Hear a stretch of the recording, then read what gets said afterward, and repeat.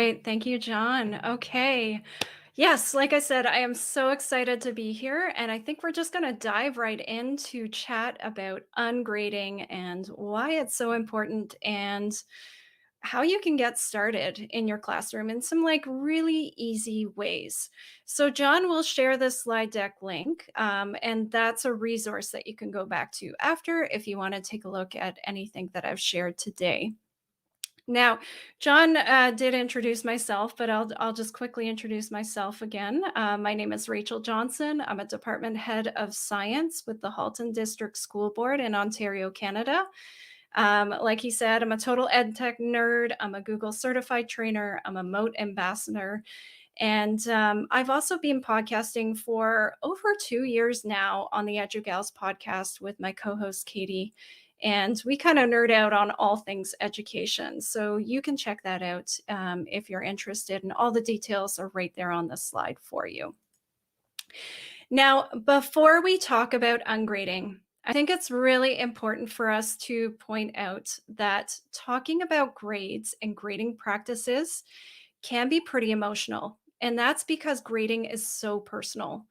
And so I just want you to know like some of the ideas that we chat about here today might contradict with your belief systems about grades. And so my request to you is to get comfortable with being uncomfortable, keep an open mind, be aware that those thoughts and emotions might arise when we talk about grading. And kind of like just what the picture says, let's get outside of our comfort zones because that really is where the true magic happens. Before we get into what ungrading is, we first need to talk a little bit about the impact of grades. And I really like there's these three main impacts of grades that comes from an article by Alfie Kohn that's called "The Case Against Grades." So let's take a look at what these are. The first impact: grades tend to diminish students' interest in whatever they're learning. So we have what's called a grading orientation and a learning orientation, and they're actually inversely related. And for the most part, when grades are involved, there's a negative impact on that intrinsic motivation. And so, it's not great. It does impact the learning orientation. Second, grades create a preference for the easiest possible task. So, students, as we know, are really great at playing the game of school. When working for a grade, they often take the easy road. So, they'll choose the shorter book or they'll pick a project on a familiar topic. And so, what they do is they really avoid taking those unnecessary or intellectual risks to avoid getting a bad grade. And finally, grades tend to reduce the quality of student thinking. So they're going to skim the book for what they need to know, or they're going to ask questions like, is this going to be on the test? I'm sure we've all heard those questions before, and we really want to promote, good quality student critical thinking in our classrooms.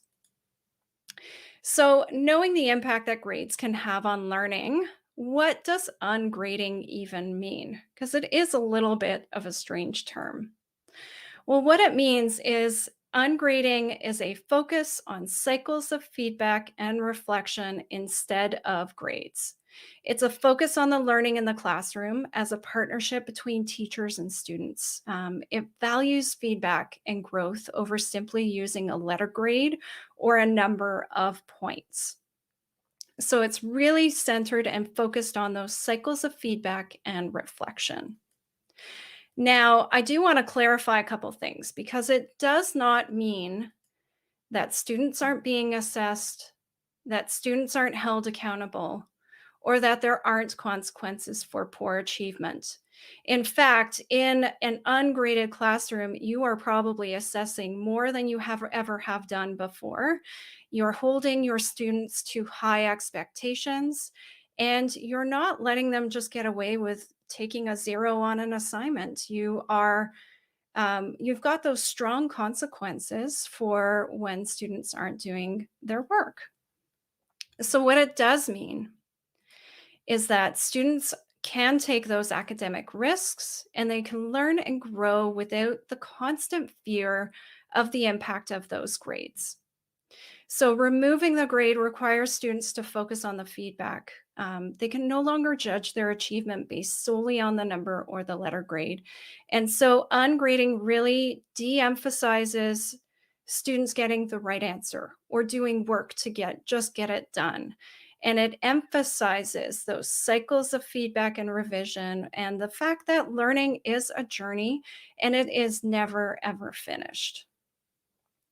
So, knowing that, we want to get into these tips about how we can start ungrading in our classrooms. So, how might we shift our approach from grading to ungrading by simplifying evaluations, grading less, trusting students, supporting learners, and prioritizing feedback?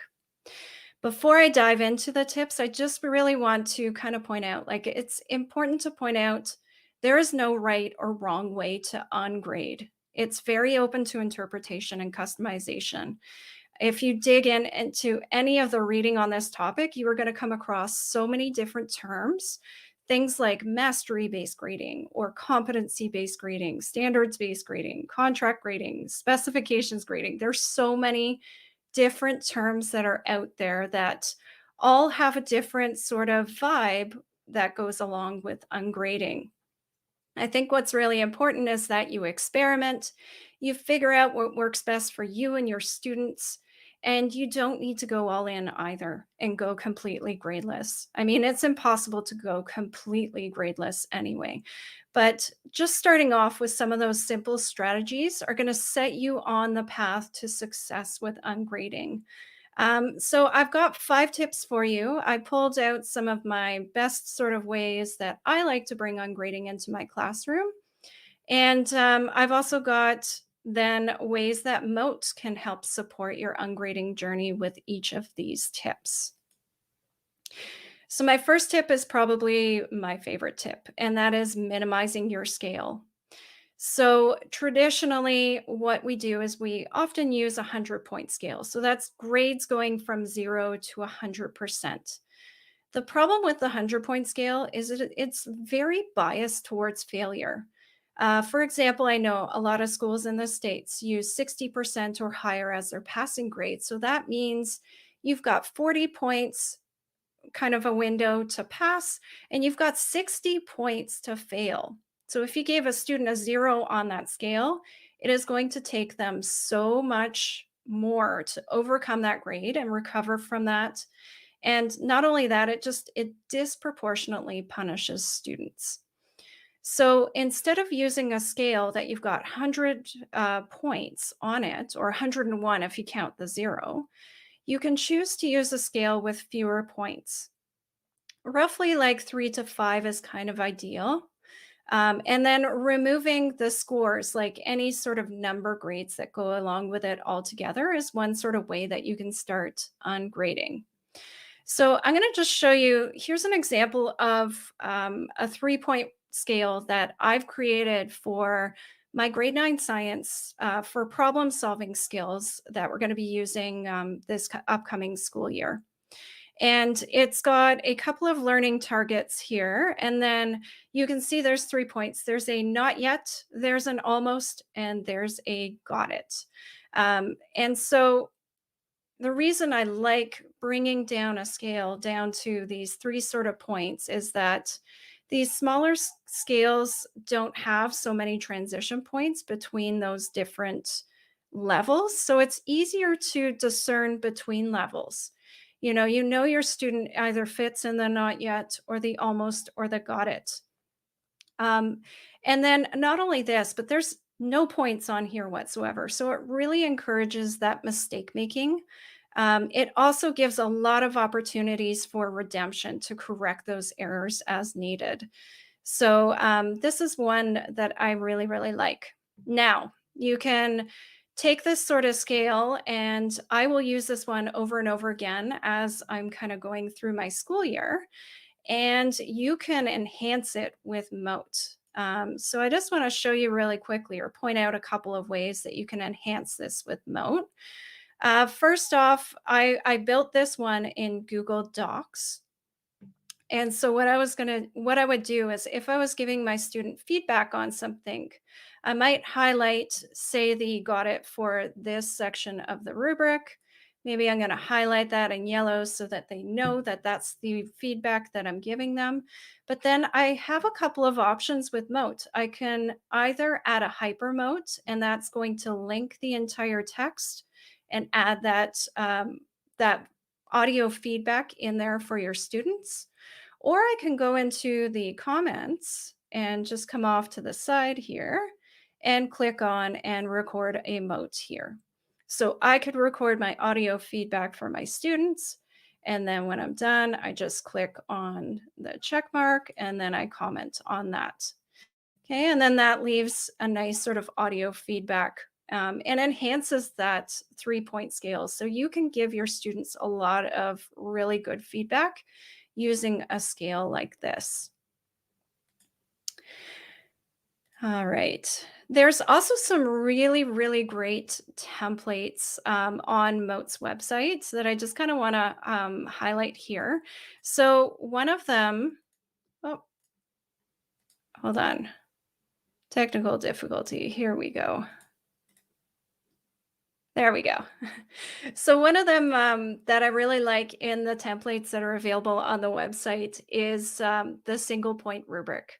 And so a single point rubric takes those minimizing those scales to even the next level, and there is only one level. So you've got that down the center, you put your assessment criteria there. You're probably wanting to put in the stuff that you expect for your students to meet your standard. And then you've got space on either side to insert feedback, notes, and audio for evidence of exceeding standards, and then areas of improvement on the other side. And so these ones are available in Google Slides. And what's really nice here is if you wanted to leave an audio mote for your students, if you're just kind of clicked on the cell where you want to leave that audio note, then you can come up to your Mote extension and you can record your mote. So you would record your mote here. When you're done, you click done. And then it is thinking. But it has copied that there. So then I'm just going to Control V or Command V, depending on if you're on Mac or PC. And that's going to paste the link right in there in that cell for you. And then when you hover over it in Google Sheets, it brings this drop down audio feedback little chip for you. So that's really nice and a nice way you can enhance those single point rubrics with Mote. Okay. So that is my first tip. My second tip is to use our feedback loops. And so we just saw feedback loops in Google Classroom, but I am going to just show you this really, really quickly again, just to kind of give you a little bit of an idea. But the idea here with using feedback loops is that learning is a journey. It's a continuous process for improvement. And so doing that feedback loop is really going to encourage your students to continue improving rather than simply stopping once they receive a grade. You've all probably been there where you hand something back, there's a grade on it, the student looks at it, goes, "Yep, that's nice," and away it goes into the recycling bin. So feedback loops can be teacher, they can be peer, they can even be self-assessment. You can build in all sorts of different scaffolds, especially for peer feedback.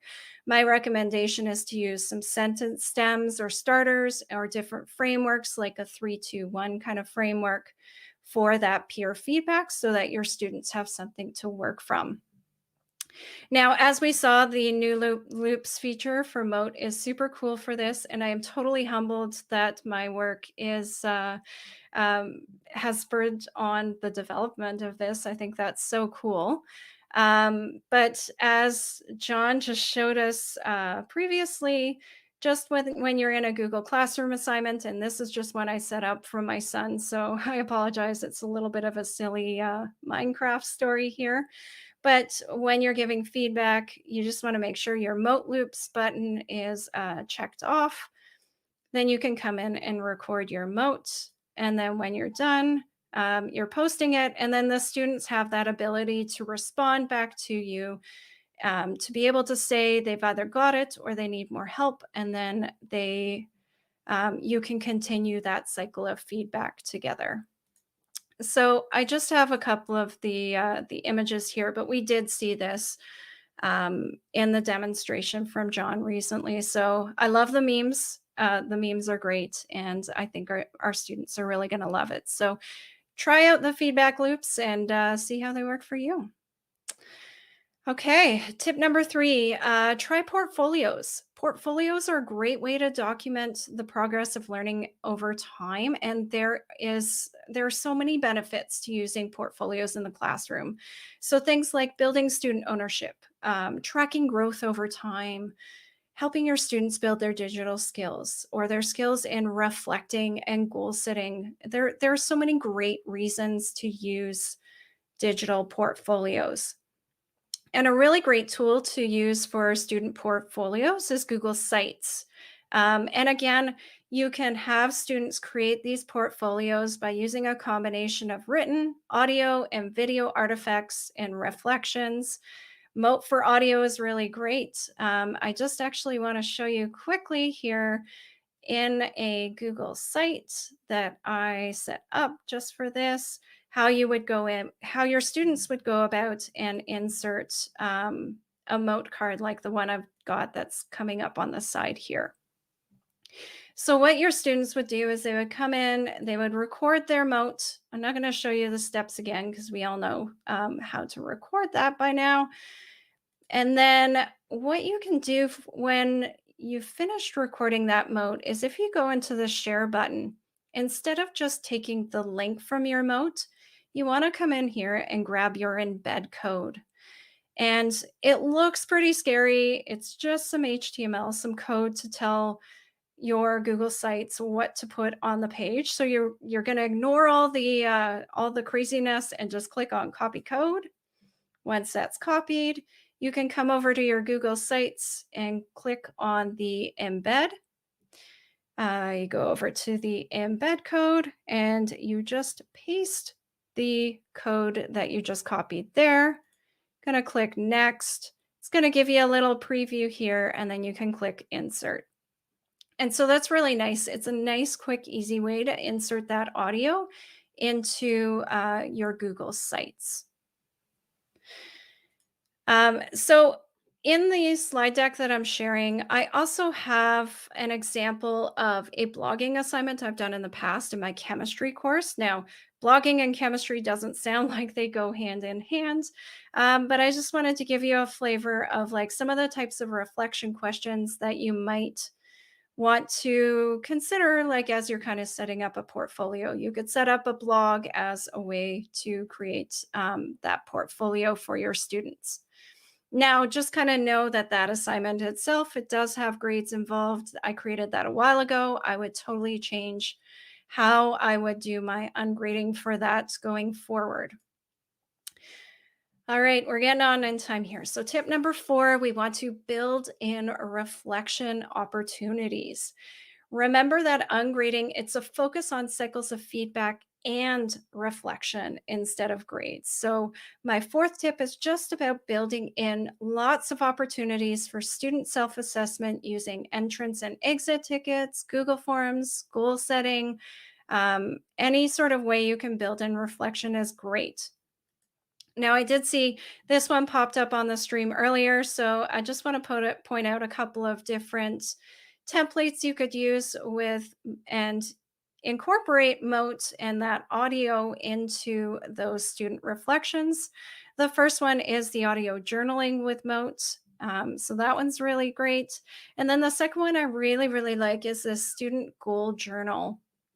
Both of these are set up in Google Slides, so I think that makes it really nice and easy for your students to come and record in their audio using Mote, because then wherever they are on their slide, if they have the Mote extension installed, they can just open the Mote recorder here and record it, and it does everything auto magically is what the message says when that comes up. So Try out some of these different templates. Get your students recording audio for their reflection as well, and that's another way that you can build in some ungrading opportunities. Finally, my last tip is to try conferencing. So, we still have to give grades at some point during the semester or the school year. We have to play within those bumpers that our school boards or districts give us. So, instead of giving grades to your students in isolation, why not invite them into the conversation? Now, conferencing can be time consuming. So, you can use some templates to help your students prepare for conferencing to make things go smoother and to make things go quickly for your conferencing time. One of my favorite templates is from the Human Restoration Project, their evidence journal. They actually have a little course, free course that you can take with them on ungrading, which I would also recommend. But the reason why I really, really like this particular template here is that you can go in, you can totally tweak it. It's in Google Docs, but I really like page 3 here where you can set up like your essential questions for the unit, your objectives. You can have students come in and choose 3 artifacts to showcase their learning and how it supports their learning. And of course, again, you can integrate Mote in here by having your students come in and record audio. They can either do a hypermote like I showed you earlier, or they can do the comment, or they can just record a mote and throw the link in the document itself.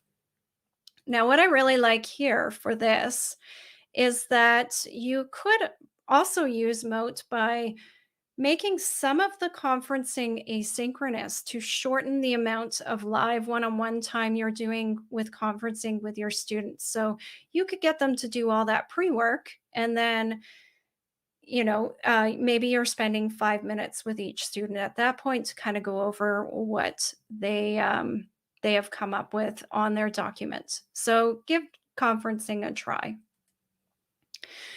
I just want to end. I've got 1 minute left. So I just want to end by reminding everyone that ungrading is a journey. You're going to find you're going to start somewhere and then it's going to snowball, and you're going to keep doing one thing and changing another thing and changing another thing and changing another thing. My advice is to start small. As Arthur Ashe said, start where you are, use what you have, do what you can. So start small, try experimenting with one thing first, see how it fits for you and your students, and go from there. I also want to just point out, I've pulled out a bunch of useful resources. So on the EduGals podcast, we talk about ungrading a lot. We also talk a lot about mastery-based grading. I've listed some of our episodes on ungrading there for you to take a look at. There's also some really wonderful books. The 4 I've listed here have really transformed my approach to grades and grading reform and ungrading. So I would definitely highly recommend those 4 if you wanted a place to start. And with that, I just want to say thank you so much. It's been a blast, and I did not look at the comments, so I don't know if there's any questions. Rachel, thank you on behalf of everyone for such a wonderful presentation. I'm sure you'll be delighted to see that it sparked conversation not only in the YouTube comments, but also across social.